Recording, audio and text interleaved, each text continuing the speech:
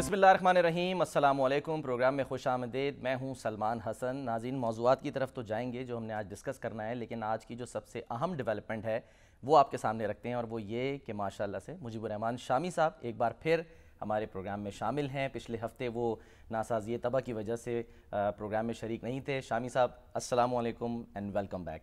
کیسا محسوس کر رہے ہیں سر؟ غائب رہے، ہم نے مس کیا آپ کو، ہم نے مس کیا آپ کو۔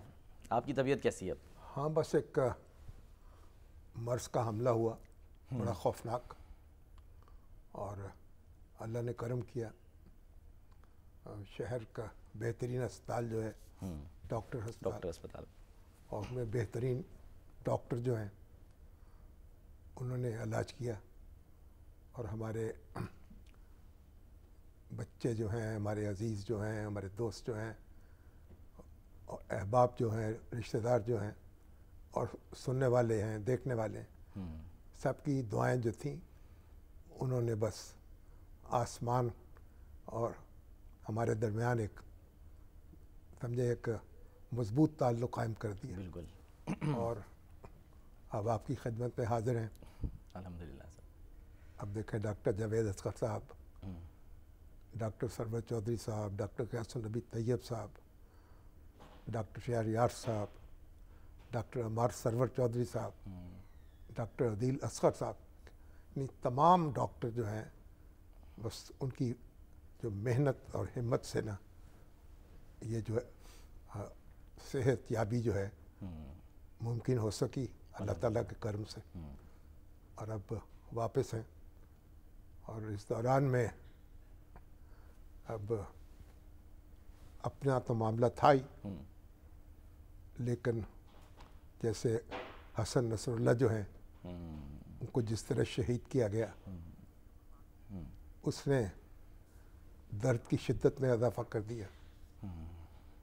اور بس لیکن ایک اچھی خبر یہ مجھے اس دوران ملی کہ جو شہباز شریف صاحب کی تقریر تھی UNO میں، جی ہاں، وہ بہت اچھی تقریر تھی۔ تقریر بھی اچھی تھی سر، سب سے زیادہ دیکھی بھی گئی، اس نے ریکارڈ قائم کر دیا، بہت بھرپور طریقے سے اظہار کیا۔ جی ہاں، فلسطین کے معاملے میں، کشمیر کے اسرائیل کے معاملے میں، کشمیر کے معاملے میں، اور پھر یہ دہشت گردی جو پاکستان میں ہو رہی اس کے حوالے سے پاکستان کے لوگوں کی بھرپور ترجمانی کی۔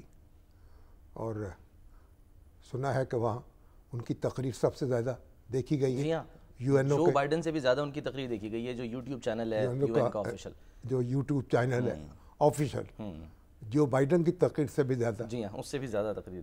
اگر آپ دیکھیے کہ جو اقوام متحدہ جو ہے کس طرح ایک عضو معطل بنی ہوئی ہے، اور کس طرح بڑی طاقتیں بے حس ہیں، اور امریکہ جو ہے پوری شدت کے ساتھ اسرائیل کے ساتھ کھڑا ہے، اور چن چن کے نشانہ بن رہے ہیں۔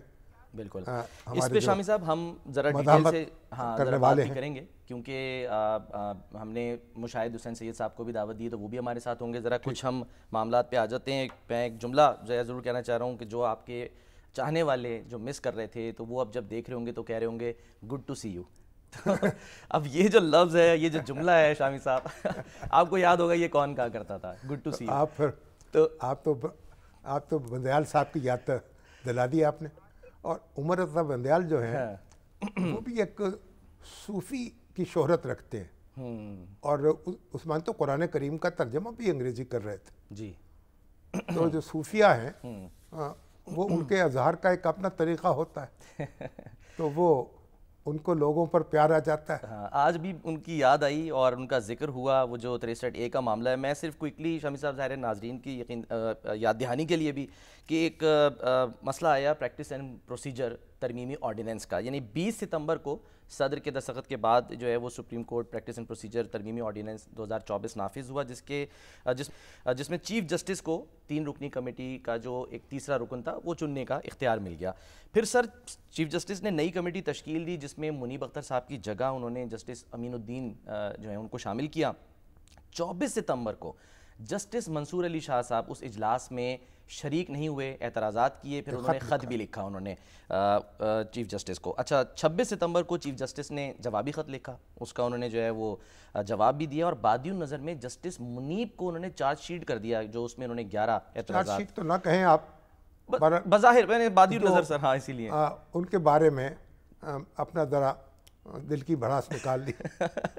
اچھا پھر سر ظاہر ہے وہ جو جلدی چلے جاتے ہیں 11 بجے کے بعد مقدمہ نہیں سنتے, چھٹیوں پہ گئے تھے واپس نہیں آئے, اور پھر دیکھیں یہ ساری باتیں. میں ایک بات عرض کروں آپ سے. جی سر, یہ اب جو سماعت ہو رہی ہے, جو 63A کی تشریح تھی عمر عطیہ بندیال صاحب کی عدالت نے کی تھی, ان کی قیادت میں 5 رکنی بینچ تھا. بالکل. اس کے 3 ممبروں نے یہ کہا تھا کہ جو اگر کسی پارٹی کا کوئی رکن اسمبلی اپنی پارٹی کی ہدایت کے خلاف ووٹ دے گا تو اس کا ووٹ گنا نہیں جائے گا اور وہ ڈی سیٹ بھی ہو جائے گا. بالکل. لیکن دستور میں لکھا ہوا یہ ہے کہ وہ جب ووٹ دے گا, ووٹ گنا جائے گا, اس کے بعد اس کو سزا ملے گی. صحیح.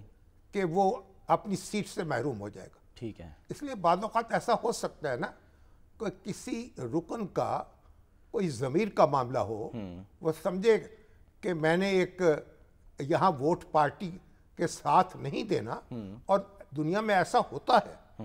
اب میں ہمارے وہ سابق گورنر پنجاب کے چودھری سرور صاحب, جو برطانیہ کی پارلیمنٹ کے ممبر رہے, پہلے مسلمان ممبر, اب بتا رہے تھے کہ انہوں نے متعدد مرتبہ اپنی پارٹی جو تھی اس کے خلاف ووٹ دیا پارلیمنٹ میں, یعنی پارٹی کی ہدایت کے خلاف یا پارٹی کی میجورٹی کی رائے کے خلاف, یا پالیسی, لیکن کسی نے اس پہ اعتراض نہیں کیا. کہ یہ ایک, اس لیے یہ بھی دستور نے اس بات کی اجازت دی ہے کہ عدم اعتماد کے معاملے میں اور ایک دوسرے بجٹ کے معاملے میں اگر کوئی رکن چاہے تو اپنی پارٹی کے خلاف ووٹ دے سکتا ہے, اس کی ہدایت کے خلاف. لیکن اس کو اپنی سیٹ سے ہاتھ دھونا پڑے گا اور لوگوں کے سامنے دوبارہ پیش ہونا پڑے گا, الیکشن لڑے اگر لڑ سکتا ہو, وگرنہ گھر بیٹھے. ٹھیک. تو اب جو انٹرپریٹ کیا 5 رکنی بینچ کے 3 ارکان نے 17 مئی 2022 کو, ان میں عمر عطیہ بندیال بھی تھے, اور ان میں جناب اعجاز الاحسن صاحب تھے, جسٹس منیب اختر, اور ان میں جسٹس منیب اختر تھے. اب اعجاز الاحسن تو رخصت ہو گئے, ان کو چیف جسٹس بننا تھا, لیکن انہوں نے استعفیٰ دے دیا. کہ کیوں دیا ہے وہ جانے, ان کا کام جانے. ٹھیک ہے. اب اس کے بعد وہ جو بینچ ہے, اب عمر عطیہ بندیال صاحب جو ہیں وہ بھی رخصت ہو گئے, ریٹائر ہو گئے. اب آپ دیکھیں کہ وہ نظر ثانی کی درخواست پینڈنگ ہے, اور اس کا کتنا عرصہ گزر گیا. بالکل. اور وہ انہوں نے نظر ثانی کی درخواست کی سماعت نہیں کی تھی بندیال صاحب نے. تو اب اس کے بعد یہ اس کی سماعت جو ہے وہ بہرحال ہونی تھی, اب وہ مقرر کر دی. اب یہ ہوا جب یہ 3 رکنی کمیٹی اس کی یعنی چیف جسٹس کو کہا گیا کہ وہ 3 رکنی کمیٹی بینچ بنائے گی, تو اب مسئلہ ہوا کہ 3 رکنی بینچ جو بنا اس میں جسٹس منصور علی شاہ صاحب تھے, جسٹس منیب اختر صاحب تھے.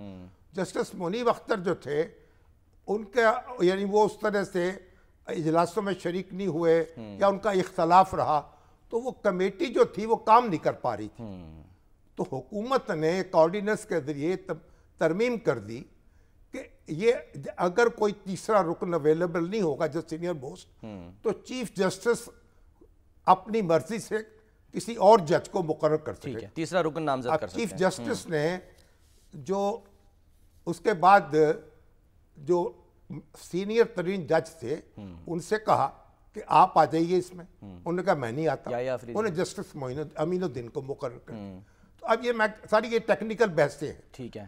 اب ایک بات میں آپ بتاؤں, جسٹس قاضی فائز عیسیٰ بڑے قابل احترام ہیں, بڑے باوقار شخص ہیں, تحریک پاکستان کہ یعنی ان کا جو خاندان ہے، ان کے جو والد ہیں قاضی عیسیٰ، بلوچستان میں مسلم لیگ کے ستون تھے اور قائد اعظم ان کو اپنا بیٹا کہتے تھے. صحیح. اور قاضی فائز عیسیٰ جو ہے بڑی اچھی ان کی شہرت، بڑے نیک نام، نمازی، پرہیزگار، اور ان کی بڑی مشرقی علوم پہ بھی نظر اور مغربی پر. جسٹس منصور علی شاہ صاحب، جسٹس منصور علی شاہ صاحب تو لمز میں پڑھاتے رہے، کمال کے وکیل تھے، بہت روشن خیال، روشن دماغ، اور ایک اپنی شخصیت ہے ان کی. میرے بیٹے عمر شامی ان کے شاگرد ہیں، اور ہر وقت وہ لمز میں ہر وقت ان کا ذکر کرتے تھے اور ان کی تسبیح پڑھتے تھے کہ اتنے اپنے شاگردوں کو وہ متاثر کرتے تھے اپنے حلقے کو. بہت سے لوگ تسبیح پڑھتے ہیں سر. اچھا، اب آپ دیکھیں کہ اور ان کی بھی بڑی عزت اور وقار. اور جسٹس منیب اختر، اب ان کو آپ دیکھیے کہ ہمارے جو ثاقب نثار صاحب کے دور میں ان کو چوتھے نمبر پہ تھے، اس ہائی کورٹ سے وہ لایا گیا ان کو اس میں سپریم کورٹ، اور اس کا جو ہے پوری جو قانونی حلقے ہیں اور عدالتی حلقے ہیں، جو وکلا ہیں، انہوں نے خیر مقدم کیا. ان کی اس قدر ان کی نظر گہری ہے قانون پر. وہ خالد انور صاحب جو ہیں ان کے داماد ہیں، صحیح، ان کے خلیفہ ہیں، اور چودھری محمد علی اتھاب کے پوتے ہیں. ان کے والد جاوید اختر یہ ممبر واٹر تھے واپڈا کے. صحیح. تو اور یہ جو اپنا منیب اختر ہیں، اب ان کی جو نظر ہے قانون پر اور آئین پر وہ بھی بڑی گہری ہے. صحیح. اور ایک باوقار شخص ہے، باکردار شخص ہے. سب درست بات ہوگی. اب یہ جو حضرات ہیں، اس سے قطع نظر کہ کس کی رائے کیا ہے اور کس کی رائے کیا نہیں ہے. اب مجھے جو پریشانی ہو رہی ہے اور جو صدمہ ہو رہا ہے کہ یہ ہمارے سامنے جو سپریم کورٹ کے جو جج ہوتے ہیں نا کسی بھی ملک میں، وہ سب سے زیادہ باوقار، معتبر شخصیات، ان کے باوقار لوگ سمجھے جاتے ہیں، کیونکہ ان کو کانفلکٹ ریزولوشن کرنی ہوتی ہے. ان کو افراد کے درمیان، ریاست اور افراد کے درمیان، اداروں کے درمیان، صوبوں کے اور وفاق کے درمیان تصفیہ کرنا ہوتا ہے، دستور کو انٹرپریٹ کرنا ہوتا ہے. ان پر اعتماد ہوتا ہے پوری قوم کا. بالکل. اور ان کی طرف لوگ دیکھتے ہیں کہ یہ ہے، یہ ہماری، یہ کریم ہے، ہماری رول ماڈل کہہ سکتے ہیں. ماڈل ہے. ہاں بالکل. اب یہ جو ہیں اتنے بڑے فقیہ، اتنے بڑے قانون دان، اور ایسے باعزت لوگ جن کے کمرے ایک ساتھ ایک ہی عدالت میں بیٹھتے ہیں اور آپس میں ملاقات کر کے اپنے اختلافات کو ڈسکس نہیں کر سکتے اور دور نہیں کر سکتے. وہ کھلے خط لکھ رہے ہیں. اب آپ مجھے بتائیں، مجھے یہ افسوس ہے کہ ہماری سب سے بڑی عدالت کے 3 باوقار جج جو ہیں وہ ایک دوسرے سے کلام کر رہے ہیں خطوں کے ذریعے سے. اور ایسا ہو کیوں رہا ہے آپ کے خیال میں؟ اور خط جو ہے وہ بھی ریلیز کر رہے ہیں پریس کو. اور بھائی شاہ صاحب، آپ چیف جسٹس سے جا کے مل لیجیے. چیف جسٹس صاحب آپ شاہ صاحب کو بلا لیجیے. چیمبر میں چلے منیب اختر صاحب، آپ رجسٹرار کو چٹھی بھیجنے کی بجائے آپ بات کر لیجیے. آپس میں ہم کیا مثال قائم کر رہے ہیں. تو مجھے اس سے قطع نظر کہ کس کی رائے کیا ہے کس کی نہیں ہے، وہ تو جو سپریم کورٹ فیصلہ کرے گی تو اپنی جگہ ہو. صحیح. اور اس سے کوئی اختلاف کرے یا اتفاق کرے وہ تو الگ بات ہے. اختلاف اور اتفاق تو ہوتا رہتا. لیکن یہ مثال کیا پیش کی جا رہی ہے؟ ہم سپریم کورٹ کا کیا امیج بنا رہے ہیں؟ اپنے معاملات آپس میں طے کیوں نہیں کر سکتے؟ تو ہم نے، مجھے جو اس بات کا جو افسوس ہو رہا ہے اور صدمہ ہو رہا ہے، یہ تینوں جو قابل احترام لوگ ہیں جو میرے دل میں بستے ہیں، اور میں جن کو بڑی قدر کی نگاہ سے دیکھتا ہوں اور وہ ہماری بے قدری کر رہے ہیں. اور وہ ہمیں ہوا کیا, ہمیں غور کرنا پڑے گا نا. ہمارے سیاستدان ایک دوسرے کے ساتھ بیٹھ نہیں سکتے, ہمارے مولوی جو ہیں ایک دوسرے کے ساتھ لڑائی پہ تیار ہیں. ابھی ڈاکٹر ذاکر نائک صاحب کو دعوت دی گئی ہے جی ہاں کہ وہ پاکستان تشریف لائیں. جی ہاں, آگے اسلام آباد. پاکستان کے لیے کتنی خوشی کا, مسرت کا مقام ہے. میں سمجھتا ہوں عید کا دن ہوگا جب وہ آئیں گے کہ ایسا بڑا عالم جو ہے اس وقت وہ پاکستان کی سرزمین پہ آئے اور ہم اسے براہ راست دیکھیں اور سنیں. اور آج پہنچ گئے اسلام آباد سر, ان کا بڑا زبردست ویلکم ہوا ہے. ٹھیک ہے نا, اپنی سالگرہ وہ پاکستان میں منائیں گے. اچھا 18 آپ اکتوبر دیکھیں کو. ان کی کس دھوم دھام سے وہ آ رہے ہیں, سرکاری دعوت دی گئی. سرکاری, بالکل. اب کئی ہمارے علماء ایسے ہیں اس پہ تنقید کر رہے ہیں. کوئی کہہ رہے ہیں ہم تو اپنی ان کی اس میں نہیں جائیں گے, کوئی کہہ رہے ہیں جی بلایا کیوں ہے. وہ بھائی آپ کو اگر اختلاف ہے ان سے نظریے سے تو تو اختلاف آپ رکھیں اپنے پاس. ہاں, نظریے سے تو ہو سکتا ہے. یہ کیا بات ہوئی, مہمان کی عزت کرنا سیکھیں. تو آپ غور کریں, سیاستدان ہمارے, اب خان صاحب کو دیکھ لیجئے, ان کے مخالفوں کو دیکھ لیجئے, دن رات کوٹس ہوتی ہے. جی ہاں, ایک دوسرے کہ جناب وہ کارکن پکڑے جاتے ہیں, مظاہرے ہوتے ہیں, ہنگامے ہوتے ہیں. وہ گنڈا پور صاحب وہاں سے کیا بھیجتے ہیں پیغام, اور یہاں سے ان کا عظمہ بخاری کا جواب. بات یہ ہے تو سیاستدان بھی ایک دوسرے سے گتم گتا. مولوی حضرات جو ہیں ان میں سے بھی چند ایسے جو ایک دوسرے سے گتم گتا. اور اب جج حضرات جو ہیں وہ بھی اگر آپس میں بات نہیں کر سکتے. کیا کہا ہے وہ ہمارے مرحوم دوست ہیں اسلم کمال, اچھا کیا کہ ان کا شعر مجھے یاد آیا. اسلم ہے میرا نام, اچھا, کمال اس کا نام ہے, واہ, رہتے ہیں ایک مقام میں مگر بولتے نہیں. اوہ, تو بات یہ ہے بھائی, مقدمے فیصلہ ہو جائیں گے. آپ وہ تیرے سے ٹھے کی انٹرپریٹیشن, وہ جی جو غلط انٹرپریٹیشن تھی, کسی قانون دان نے اس کو تسلیم نہیں کیا یہ کہہ کے کہ یہ دستور کی صحیح انٹرپریٹیشن ہے. ہر شخص, اکثر ہر لوگ جو تھے وہ کہتے تھے یہ تجاوز ہو گیا ہے, یہ دستور کو دوبارہ لکھ دیا ہے. وہ بھائی ایک آدمی نے ووٹ گنا ہی نہیں اس کا اور آپ اس کو ڈی سیٹ بھی کر رہے ہیں. لیکن آپ نے تشریح کر دی, اس کے نتیجے میں یہاں حمزہ شہباز کی حکومت ختم ہو گئی اور اس کے جو بھی کرائسس اس کے بعد ہونا تھا وہ ہو گیا. اب اگر وہ دوبارہ اس پہ نظر ثانی ہو جاتی ہے, ٹھیک ہے, اور ختم ہو جائے گی وہ انٹرپریٹیشن, امکان ہے, تو ہو ختم یا نہ ہو, سپریم کورٹ اس پہ فیصلہ کرے یا نہ کرے وہ تو الگ بحث ہے. جو پروسیجر ایکٹ ہے اس میں جو ترمیم ہے, اب وہ ترمیم جو آرڈیننس نے کی ہے, اب وہ کرائسس ایک کبھی جب سپریم کورٹ کام ہی نہیں کر سکتی تو انہوں نے آرڈیننس میں ایک ترمیم کر دی, چیف جسٹس کو اختیار دے دیا تیسرے رکن کو نامینیٹ کرنے. چلیے اب آپ یہ کیسے ہو سکتا ہے کہ سپریم کورٹ سماعت کے بغیر اس آرڈیننس کو کی تنسیخ کر دے؟ نہیں ہو سکتا. سپریم کورٹ میں آپ آئیے, آپ نے چیف جسٹس نے یہ کہا کہ منیب اختر صاحب آئیے بینچ میں بیٹھیے, آپ نے نقطہ نظر کا اظہار کیجیے, آپ کا خط ہم ریکارڈ کا حصہ نہیں بنا سکتے. بالکل. آپ یہ ہے بھئی آپ چیلنج, یہ جو ترمیمی آرڈیننس ہے اس کو آپ کالعزم قرار دے دیجئے, اس کو چیلنج کریں جو وکلا ہے. یہ ساری باتیں ہوتی رہیں گی, لیکن یہ خدا کے لیے سپریم کورٹ کے جو جج ہیں نا وہ اپنے کنڈکٹ میں تو سپریم نظر آئے نا, وہ اس پہ نظر ثانی کریں اپنے رویوں پہ, اور اپنے معاملات جو ہیں ایک جو ڈیکورم ہے ایک جو وہ برقرار رکھیں.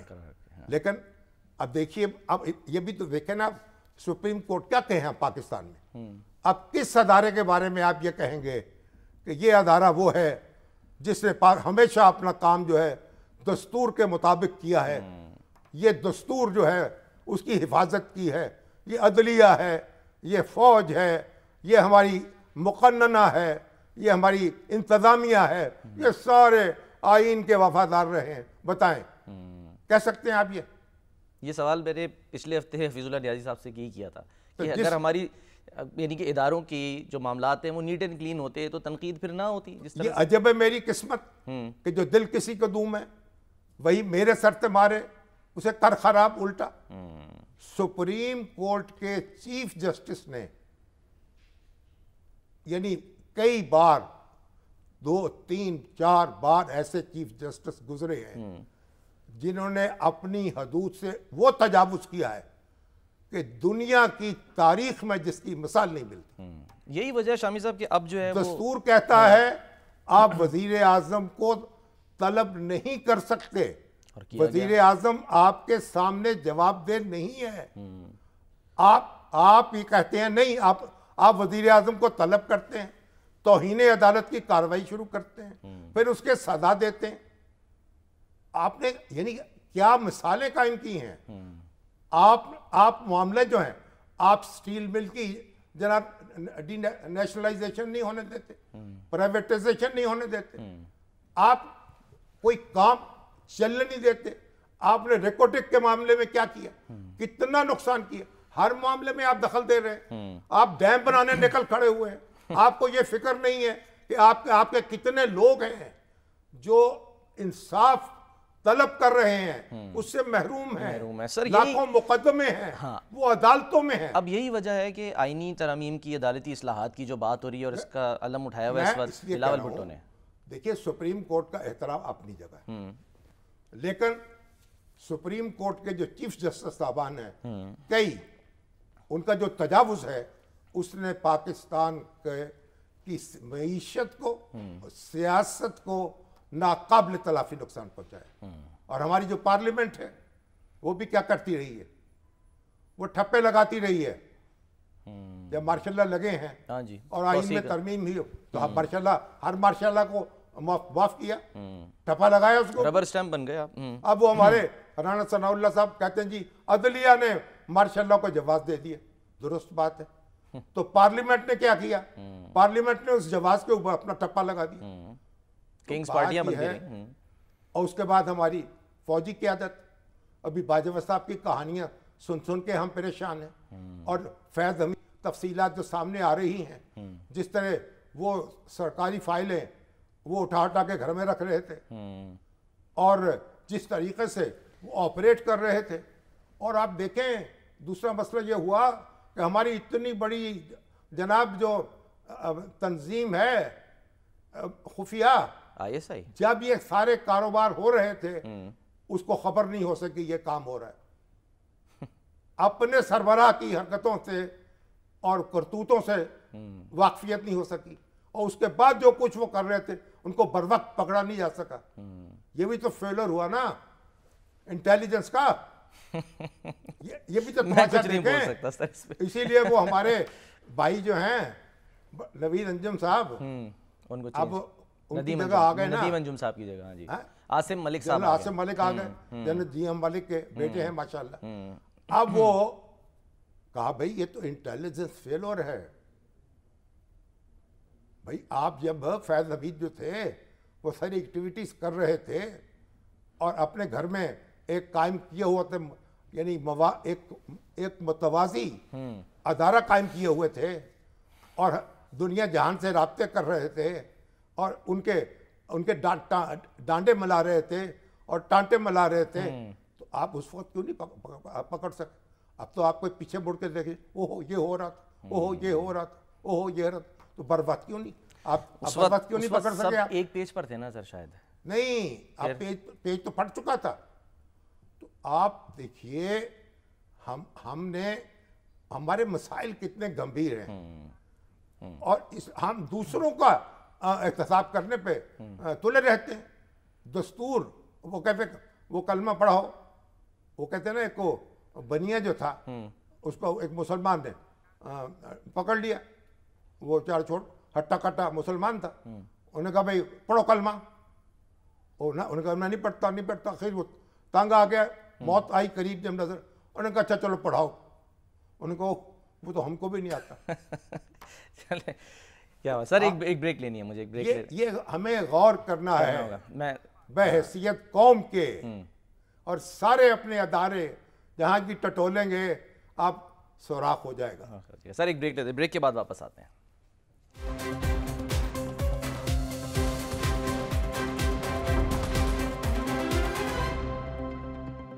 ویلکم بیک جی. شامی صاحب، انتہائی افسوسناک خبر آئی ان دنوں، ظاہر ہے آپ بھی یہاں پہ نہیں تھے، حسن نصر اللہ صاحب کی. 1992 سے وہ سربراہ تھے حزب اللہ کے.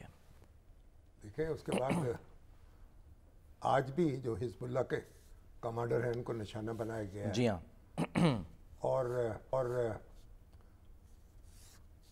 جس طریقے سے حملہ ہوا ہے، جس شدت کا ہوا ہے، اور پورا جو ہیڈ کوارٹر ان کا ہے تباہ ہوا ہے، اور جس طرح کی انٹیلیجنس جو ہے اس کی، یعنی آپ کامیابی کہیں گے اس کی، اور اس نے صدمے کی بات تو ہے، اور مسلمان جو ہے وہ تو یعنی گھبراتا نہیں خون دینے سے. اقبال نے کہا ہے نا کہ خریدے نا ہم جس کو اپنے لہو سے، مسلمان کو ہے ننگ وہ بادشاہی.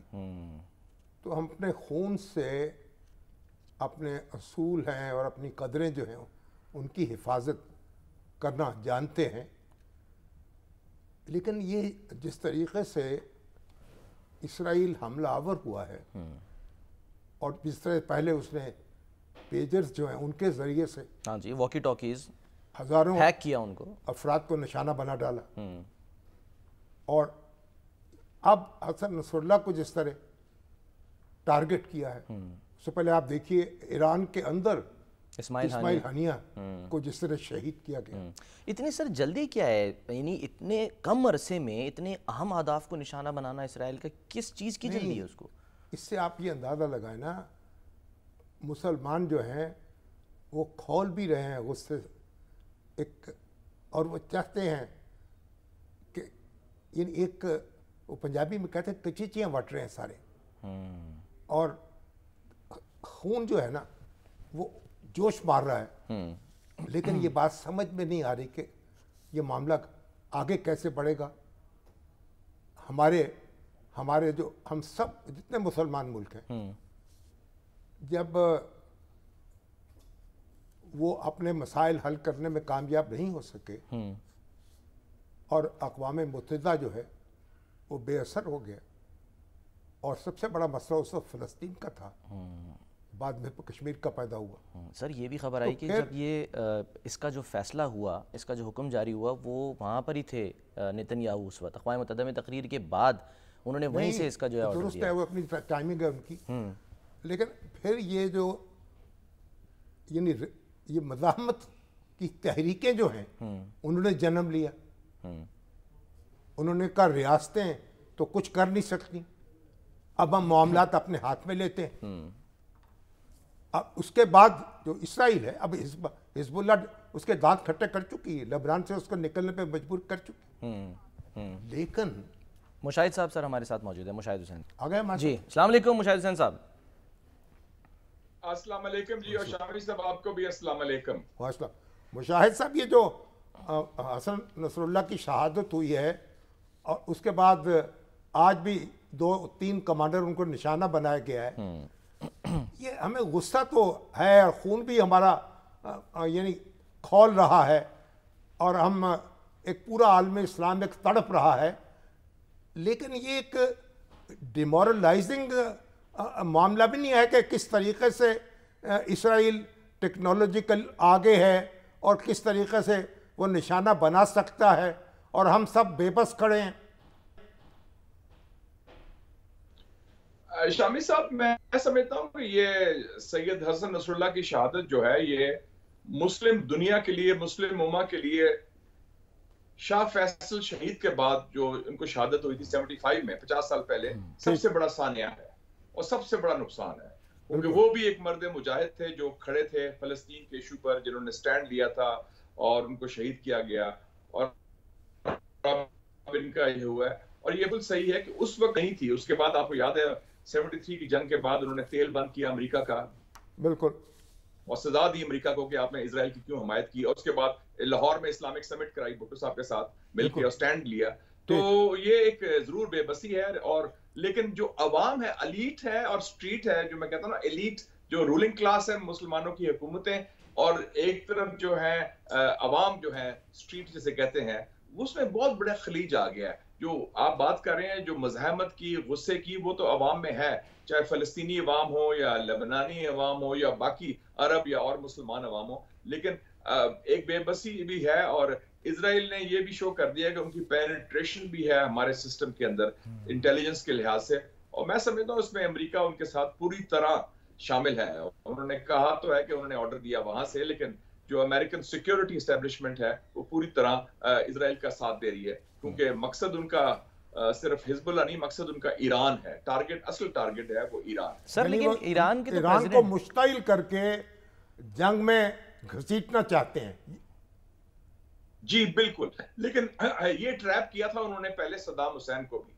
صدام حسین کو بھی انہوں نے وہ جھانسا دیا, دھوکہ دیا اور ٹریپ کر لیا. تو میرے خیال میں ایران اس ٹریپ میں نہیں آئے گا, کیونکہ اس وقت اسرائیل اور امریکہ چاہتے ہیں کہ ایران کو پرووک کیا جائے, اور ایران کے خلاف پھر 30,000 امریکن فوج ہے مشرقی وسطیٰ میں, 2 ایئر کرافٹ کیریئر ہیں, اور پھر یہ مل کے وہ چاہتے ہیں کہ یہ ان کا جس طرح عراق کا حشر کیا تھا انہوں نے, وہ ایران کا کیا. سر لیکن اس جھانسے میں تو آ گئے ایرانی صدر, جو ابھی ان کا تازہ ایک بیان آیا اس میں وہ کہہ رہے ہیں کہ جی امریکی اور یورپی حکام وعدے کر رہے تھے کہ اگر ایران اسماعیل ہانیہ کی شہادت کا رد عمل نہیں دیتا تو جنگ بندی ہو جائے گی, اور اس کے بعد انہوں نے جو ہے وہ حزب اللہ کے سربراہ کو نشانہ بنا لیا.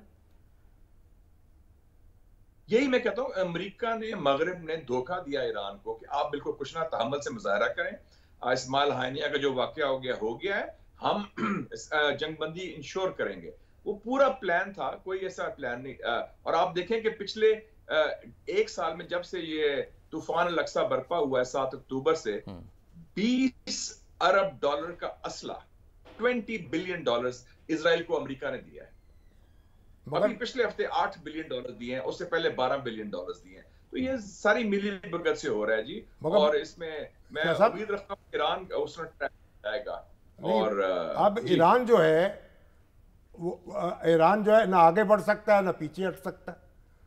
اگر لوگ اب اس کی طرف لوگ دیکھتے ہیں کچھ کر کے دکھائے گا تو مزید ایک خرابی پیدا ہوگی.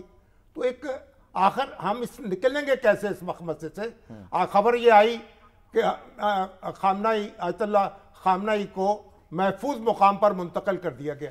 کوئی اپنے ملک کے اندر اب لوگ محفوظ نہیں ہیں, تو یہ ہم صورتحال سے کیسے نکلیں گے؟ ایک تو میرے خیال میں شامی صاحب ایٹ لیسٹ ہماری زندگی میں یہ ایک نہ ختم ہونے والی جنگ کی طرف ہم بڑھ گئے ہیں مشرقی وسطیٰ میں. اب عدم استحکام, تشدد اور مزاحمت بڑھے گی اسرائیل کے خلاف, اور میرا نہیں خیال کہ time is on the side of Israel. Israel کو بڑا مہنگا پڑے گا. اور دوسرا میرے خیال میں ایران ایک فیصلہ کر لیا ہوگا اب تک کہ وہ انہوں نے بھی نیوکلیئر بم بنانا ہے, اور اس میں ایک ہی طریقہ ہے. مجاہد صاحب سر معذرت تھوڑا کم ہے, ہم امید کرتے ہیں آنے والے دنوں میں اس پہ دوبارہ آپ کو لیں گے, بات کریں گے. بہت بہت شکریہ آپ کا جوائننگ. سر ایک بریک کا وقت ہو گیا, ایک بریک لیتے ہیں, بریک کے بعد واپس آتے ہیں.